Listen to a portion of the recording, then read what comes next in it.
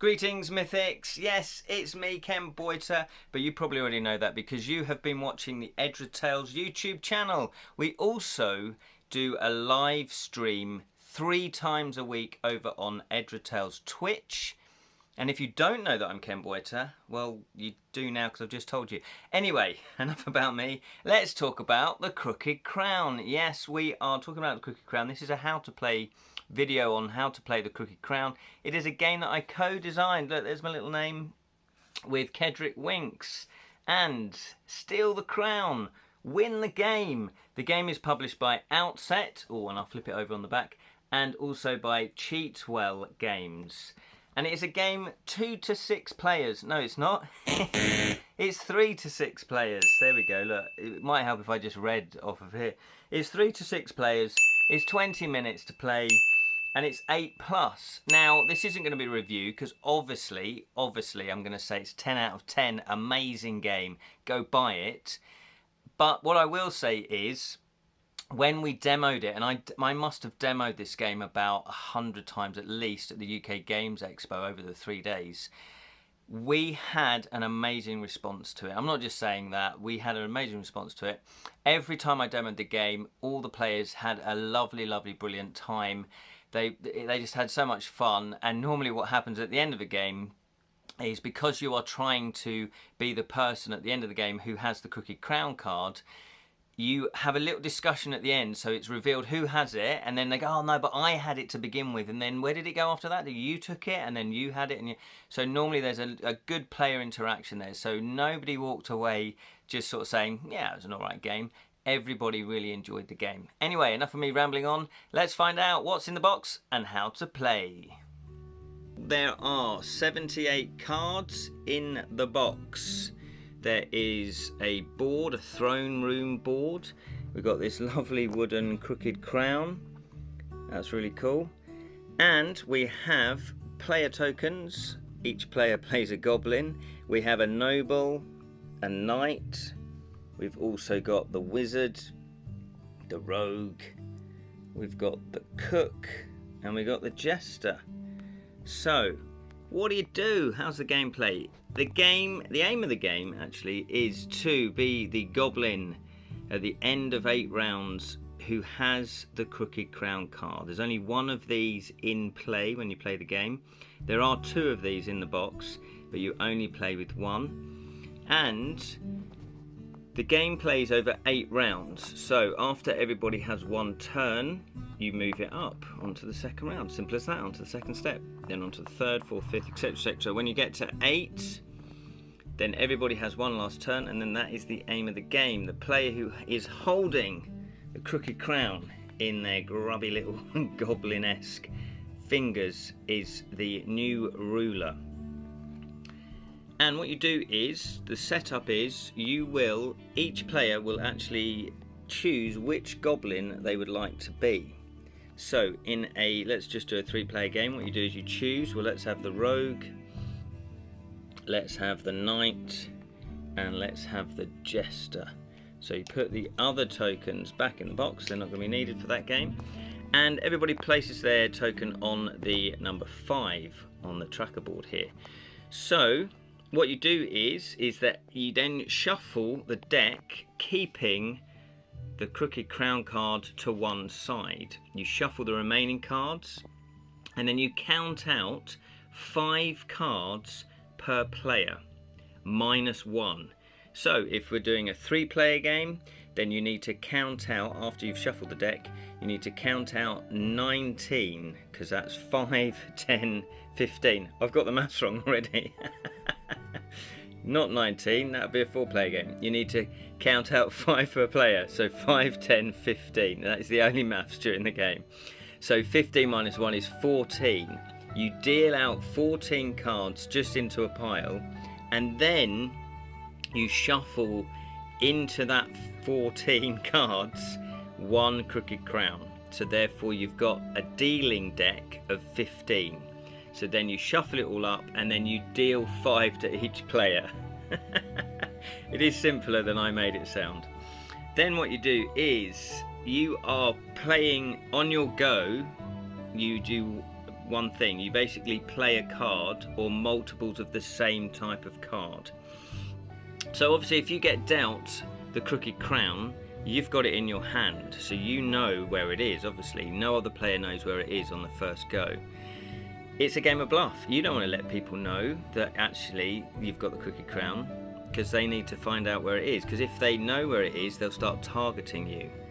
However, a good bit of tactic, sometimes I do this, is if I've got it on round 1, I always say, yeah, I've got it. Well, not always, but sometimes I say, yeah, I've got it, I've got the Crooked Crown. And then they don't know if I have or if I haven't, because obviously if I've got it, why would I tell people? But if I have got it, maybe it's a double bluff. So there you go. So already the mind games begin. So the other cards that you can play, so you can never play the Crooked Crown. That always is in somebody's hand. You never lay the Crooked Crown. But you can lay these cards. So let's just go through the cards. This is the Spy card, and it does exactly as it sounds. You can look at one other player's hand, their whole hand. If you play 2 Spy cards, then you can look at 2 people's hands. If you play 3, you can look at 3, etc, etc, but they have to be of the same type. The Steal card, again, does what it says. This is a card. If you lay one of them, then you can steal 1 card from another player blind. You don't get to choose. They can shuffle up their cards and then fan them out, and you pick blindly. And of course you may get the crown, you might not. You can lay multiples of these, so obviously if you play 2 or 3 or 4, etc, etc, then you can do the same action. So if you laid 3 steal cards, you could either steal 3 from one player, or you can split it between players. You can steal 2 from one player and 1 from one player, or you can pick 3 different players and just steal 1 card from each, so you can split it how you like. The same with the ambush. This is, as you can tell, it's got a minus. This reduces other players' hands, so they have to lose a card, or if you play, 2 or 3 of these, they will have to lose that many cards. Obviously, again, you can split it. So if you play 3 ambush, you could choose 3 different players to lose 1 card, or 1 player to lose 3 cards, or 2 players to lose 1 card and 1 player to lose 1 card. No, that's not right, but you know what I mean. You can split it how you see fit. So obviously if you play one of those on the rogue, for example, when he was on 5, then they would go down to 4. Obviously if you played 2 ambush cards, they'd just simply move that down to 3. And the same for the Tasty Pie. Now the Tasty Pie, you actually play on your own hand. This means you can gain cards. So say you play 1 Tasty Pie, that means that you would go up 1. So the Jester, she might then go up 1 if she played 1 Tasty Pie. If she plays 2 Tasty Pies, she would go up 2. Obviously, if she played 3, she can't go above 7, because 7 is the maximum. You can't have more than 7 cards, and you can't have fewer than 2 cards.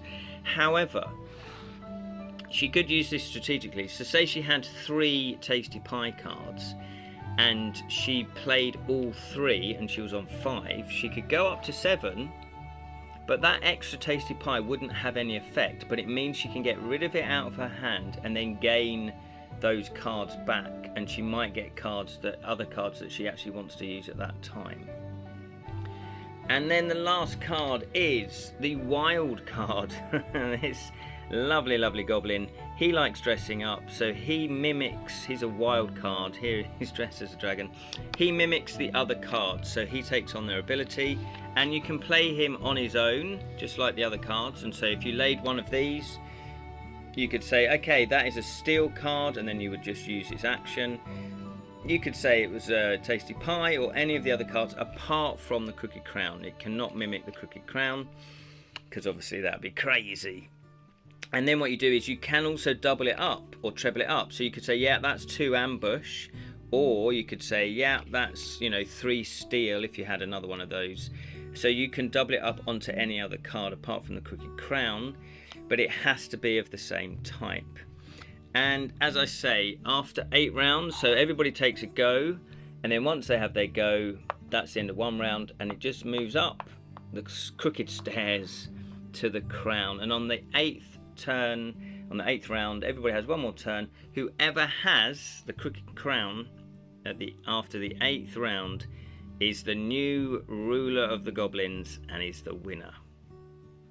The Crooked Crown, there we are. Hopefully that was very useful on how to play the game.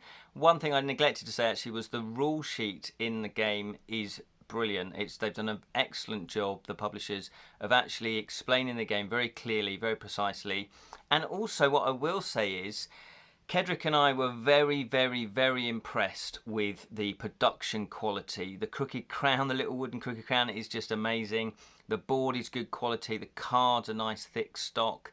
So overall, we're very, very impressed with how the game worked out. And as you can tell, the artwork, as you can see, is amazing. So a big shout out to, I never get his name right, Alberto Sanchez Ballesteros. Yes, fantastic guy to work with.